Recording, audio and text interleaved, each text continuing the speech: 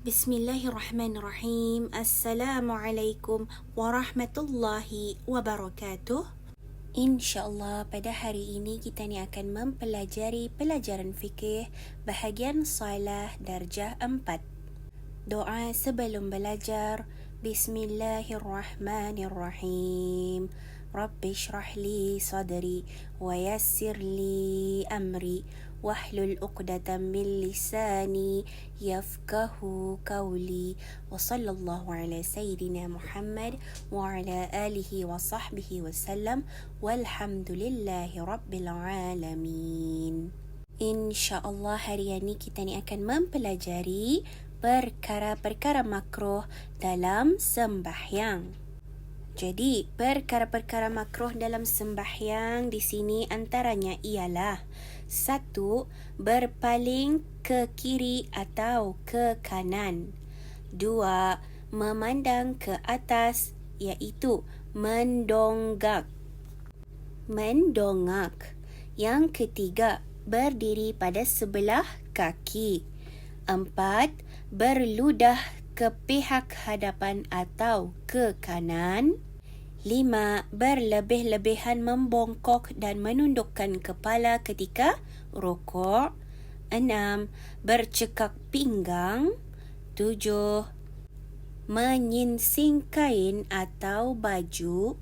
8. Bersembahyang dengan menahan buang air. Jadi, ini adalah merupakan perkara-perkara makruh dalam sembahyang. Semua murid tahu sudah makruh artinya perkara yang dekat dengan hukum haram. Jadi, apabila kita ni melakukan 8 perkara yang telah disebutkan tadi, maka makruh hukum sembahyang kita ni ataupun perbuatan kita ni itu mendekatkan kita ni kepada hukum haram yang akan menyebabkan sembahyang kita ni batal. Kemudian perbezaan lelaki dan perempuan dalam sembahyang. Jadi, murid-murid kena tahu bahawasanya ada perbezaan antara lelaki dan perempuan di dalam sembahyang. Tidak sama sembahyang lelaki dengan perempuan. Memang betul, berdiri betul, kita ni sama, melakukan lelaki dan perempuan sama, rukuk sama, akan tetapi ada cara-caranya. Okey, lelaki. Sunat ia merenggangkan dua sikunya dari rusuknya ketika rukuk dan sujud.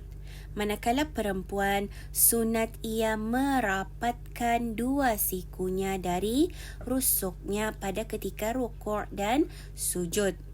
Jadi dalam perkara pertama ini, lelaki hendaklah merenggangkan dua siku dari rusuknya ketika rukuk dan sujud, akan tetapi perempuan sunat merapatkan dua sikunya dari rusuknya ketika ia rukuk dan sujud. Jadi perbezaannya ialah merenggangkan dan merapatkan. Perbezaan kedua antara lelaki dan perempuan, kita ni lihat kotak berwarna biru terlebih dahulu bahagian lelaki. Sunat ia meninggikan perutnya daripada pahanya pada ketika rukuk dan sujud. Apabila berlaku kepada perempuan pula, sunat ia merendahkan perutnya dari dua pahanya ketika rukuk dan sujud. Jadi, perbezaan kali ini adalah meninggikan perut dan merendahkan perut. Perbezaan seterusnya yang ketiga, bahagian lelaki, sunat ia membaca dengan kuat iaitu nyaring pada bacaan yang tertentu.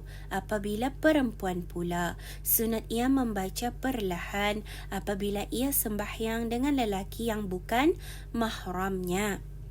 Jadi, perbezaan di sini adalah apabila kita ni membaca dengan kuat atau perlahan. Jadi, lelaki hendaklah membaca dengan kuat iaitu nyaring, manakala perempuan sunat membaca dengan perlahan apabila ia bersembahyang dengan lelaki yang bukan mahramnya.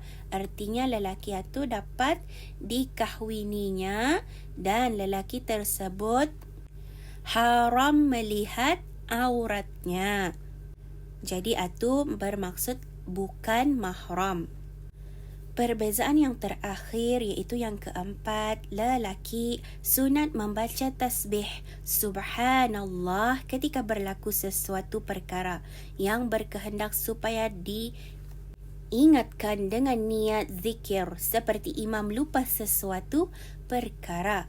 Jadi di sini adalah apabila imam kepada pihak lelaki boleh menyebutkan, makmumnya boleh menyebutkan subhanallah apabila imam terlupa sesuatu, seperti contoh, imam berdiri betul kemudian ia akan rokokkan tu sepatutnya, akan tetapi imam terus sujud, maka di sana makmum bolehlah berkata subhanallah. Akan tetapi dalam pihak perempuan pula, sunat ia menepuk tapak tangan kanan ke atas belakang tangan kiri ketika berlaku sesuatu perkara yang berkehendak supaya diingatkan. Jadi kalau perempuan apabila imam lupa sesuatu, maka caranya adalah untuk menepuk tangan kanan ke atas belakang tangan kiri untuk mengingatkan imam yang lupa. Jadi insya-Allah itulah sahaja pelajaran kita ni pada hari ini. Diharap murid-murid dapat mengambil manfaat dan pengajaran daripada pelajaran yang telah cikgu sampaikan. Sekian, Assalamualaikum warahmatullahi wabarakatuh.